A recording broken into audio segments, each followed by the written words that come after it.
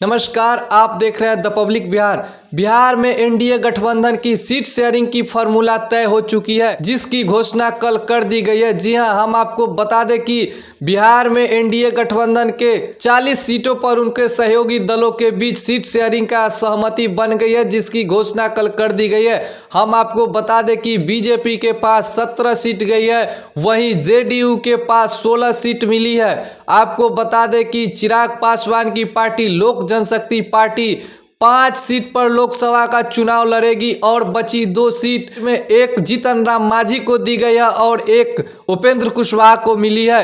वहीं एनडीए गठबंधन में रहे पशुपति पारस को एक भी सीट नहीं मिली है और मुकेश सहनी को भी एनडीए गठबंधन से अलग रखा गया है। इन सभी घटक दलों के साथ कल सीट शेयरिंग का फॉर्मूला तय करके प्रेस कॉन्फ्रेंस कर घोषणा कर दी गई है।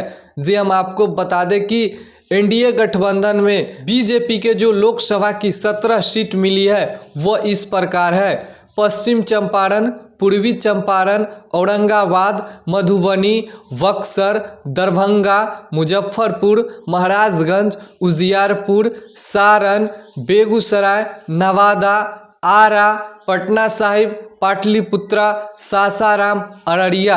इन सभी 17 सीट पर बीजेपी का उम्मीदवार उतरेंगे और लोकसभा का चुनाव लड़ेंगे। इन जो सारी सीट, हम 17 सीट का जो नाम बोले हैं, ये सारी सीट बीजेपी के खाते में गई है। वही हम चलिए अब आगे आपको बता दे है कि जेडीयू के पास जो 16 सीट गई है वो किन किन जगहों की, किन किन लोकसभा सीट है जो जेडीयू के खाते में गई है। जेडीयू के खाते में जो 16 लोकसभा की सीट गई है वो इस प्रकार है: वाल्मीकि नगर, गोपालगंज, किशनगंज, झंझारपुर, भागलपुर, कटिहार, सीतामढ़ी, मधेपुरा, नालंदा, पूर्णिया, सुपौल, मुंगेर, सिवान, बांका, जहानाबाद और शिवहर।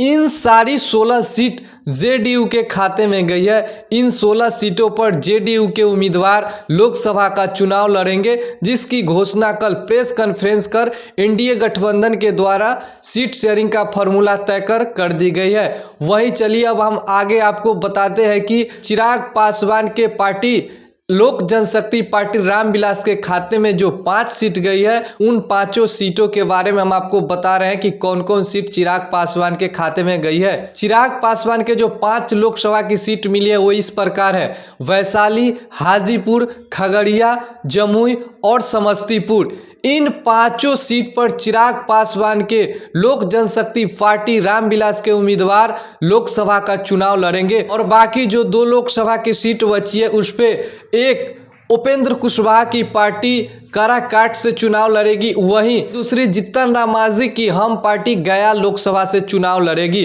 तो जी हम आपको बता दें कि उपेंद्र कुशवाहा और जीतन राम मांझी को एक एक सीट दिया गया है, जेडीयू को 16 सीट दी गई है, वहीं बीजेपी अपने खाते में 17 सीट रखी है और चिराग पासवान की पार्टी को 5 सीट मिली है। और अब हम आपको बता दें कि इस बार एनडीए गठबंधन में पशुपति पारस को एक भी सीट नहीं दी गई है, वहीं मुकेश सहनी को भी एनडीए गठबंधन से आउट रखा गया है। अब देखना ही होगा कि पशुपति पारस और मुकेश सहनी का स्टैंड क्या होता है। बीते दिनों पशुपति पारस ने दिल्ली में प्रेस कॉन्फ्रेंस कर कहा था कि एनडीए गठबंधन के हिस्से हैं हम, हमको सम्मान मिले। पशुपति पारस ने यह भी कहा है कि जब तक एनडीए गठबंधन का सीट शेयरिंग का फॉर्मूला तय नहीं हो जाता है, लिस्ट जारी नहीं कर दी जाती है, तब तक हम कोई भी फैसला नहीं ले सकते हैं। एनडीए गठबंधन के तरफ से लिस्ट जारी कर दिया जाएगा, अगर उसमें हमको सम्मान नहीं दिया जाता है तब हमारे लिए रास्ते खुले हैं, उसके लिए हम कुछ भी निर्णय ले सकते हैं।